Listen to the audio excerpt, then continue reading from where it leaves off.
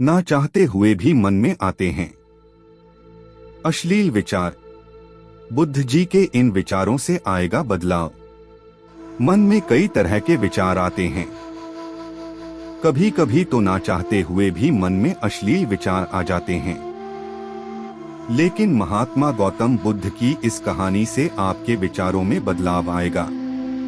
मनुष्य का मन बहुत ही चंचल होता है और इसलिए मन में कई तरह के विचार उत्पन्न होते हैं।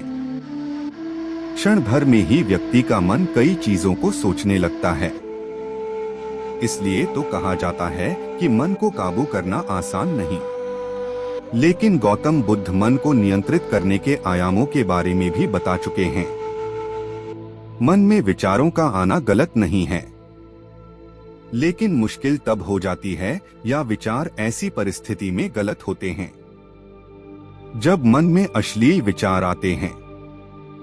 कभी कभी तो ना चाहने के बावजूद भी मन में अश्लील विचार आते हैं।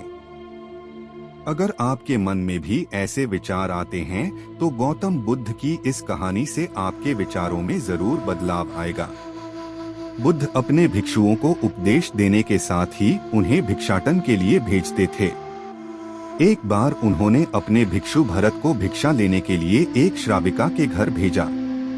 भरत पूरे रास्ते मन में यह सोचते हुए श्राविका के पास गया कि आखिर आज भिक्षा में क्या भोजन खाने को मिलेगा, क्योंकि भरत चंद्रुवंश के राजकुमार थे और बुद्ध के सानिध्य भिक्षु के रूप में दीक्षित हुए थे।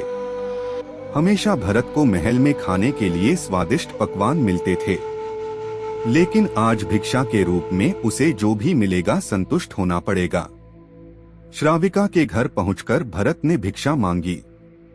श्राविका ने भरत को बैठने के लिए कहा और भोजन लाने के लिए घर के भीतर चली गई। इधर भरत फिर से अपने प्रिय भोजन के बारे में सोचने लगे और जैसे ही श्राविका भोजन लेकर आई तो भरत अचंभित रह गए। भरत ने देखा कि श्राविका ने उनके लिए उनके पसंदीदा पकवान परोसे हैं और अपने प्रिय भोजन को देखकर वह खुश हो गए। भोजन ग्रहण करते हुए भी भरत सोच रहे थे कि महल में तो उन्हें भोजन के बाद विश्राम करने की आदत है, लेकिन आज उन्हें भोजन के बाद वापस तेज धूप में चलकर आश्रम जाना होगा। लेकिन भोजन के बाद श्राविका ने भरत को कुछ समय के लिए विश्राम करने का आग्रह किया। भरत फिर से खुश हुए कि आखिर आज उनके मन की सारी इच्छाएं कैसी पूरी हो रही है। इसके बाद भरत कुछ देर विश्राम करने लगे, लेकिन विश्राम करते हुए भी लेटे लेटे वह सोचने लगे कि आज तो मुझे भोजन के बाद विश्राम करने को मिल गया, लेकिन ऐसा रोज रोज नहीं होगा। जब भरत विश्राम के बाद उठे तो श्राविका ने कहा कि आप जब तक चाहे यहाँ ठहर सकते हैं। भरत अब समझ गए कि ये कोई संयोग नहीं हो सकता।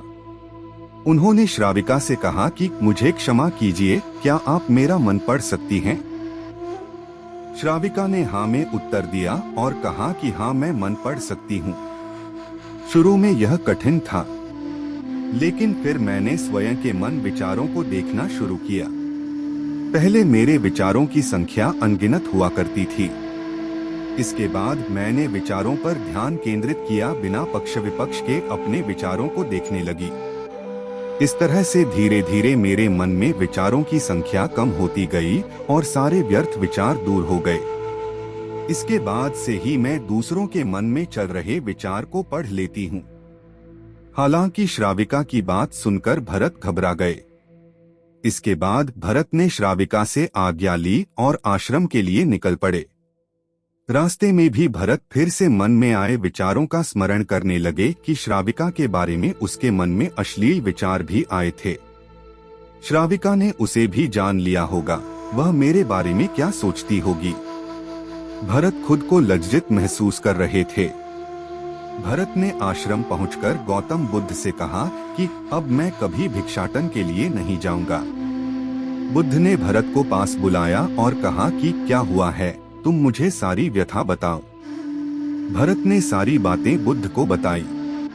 इसके बाद बुद्ध ने कहा कि अगले 1 हफ्ते तक तुम भिक्षाटन के लिए उसी श्राविका के घर पर जाओगे। लेकिन तुम्हें इस बात का ध्यान रखना होगा कि कल भिक्षाटन के लिए जाते हुए तुम अपने चित्त को पूरे होश में रखना। तुम्हारे भीतर क्या विचार उठे उन पर ध्यान केंद्रित करना और यह भी ध्यान रखना कि तुम्हारे मन में कौन सी वासना उठ रही है। तुम कल इन सभी चीजों को ध्यान में रख कर जाना और इसके बाद मुझे वापस आकर बताना।